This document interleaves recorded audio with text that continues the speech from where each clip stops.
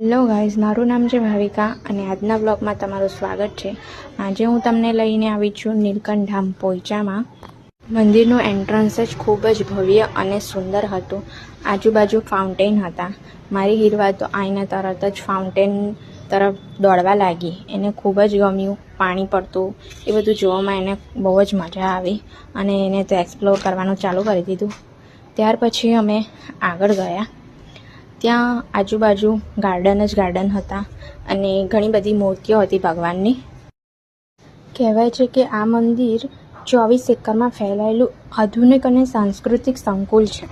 20 એકરમાં ફેલાયેલું છે એટલે આ મંદિર ખૂબ જ વિશાળ છે અને ખૂબ જ સુંદર છે.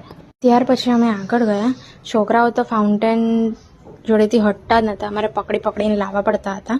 ત્યાર પછી અમે અહીંયા એન્ટ્રન્સમાં જોયું કે શીશનાગ પર બિરાજમાન ભગવાન વિષ્ણુની ખૂબ જ સુંદર મૂર્તિ હતી અને બહુ જ સુંદર હતી અને ફુવારા પણ હતા એની આજુબાજુ પણ. ત્યાર પછી અમે થોડા અંદર ગયા. અંદર પ્રવેશ કરતાં જ એક દિવ્ય શાંતિનો અનુભવ થાય છે. એકદમ સુંદર મજાના મંદિર છે, પાણી છે, એટલે આ બધું જોઈને બહુ શાંતિ લાગે છે અને વાતાવરણ બી ખૂબ જ ઠંડુ અને શાંત હોય છે સાંજના સમયે. એટલે બાળકો તો પાણી જોઈને જ ગાંડા થઈ જાય છે અને દોડીને આ જોવું પેલું જોવું કરીને દોડ કરી મૂકે છે. એમને તો અમારા કરતાં પણ વધારે મજા આવી, કારણ કે ખુલ્લી જગ્યાઓ, ગાર્ડન ને પાણી આ બધું જોઈને એ લોકોને તો બહુ જ મજા આવી ગઈ.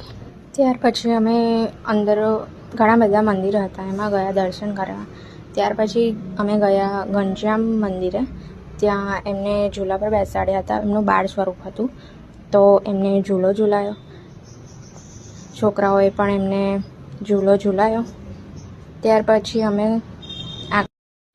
અમે પાછા ફર્યા અને પાછા ફરવામાં બી સીડીઓ હતી તો એ લોકોએ તો એમાં પણ મજા શોધી કાઢી. ત્યાર પછી અમે થોડા ફોટોસ ક્લિક કરાયા તો કારણ કે મેમરી પણ તો જરૂરી છે ને. તો મળીએ નેક્સ્ટ વ્લોગમાં. જો તમને વ્લોગ ગમ્યો હોય તો ફોલો કરજો, લાઈક કરજો, શેર કરજો. Bye bye.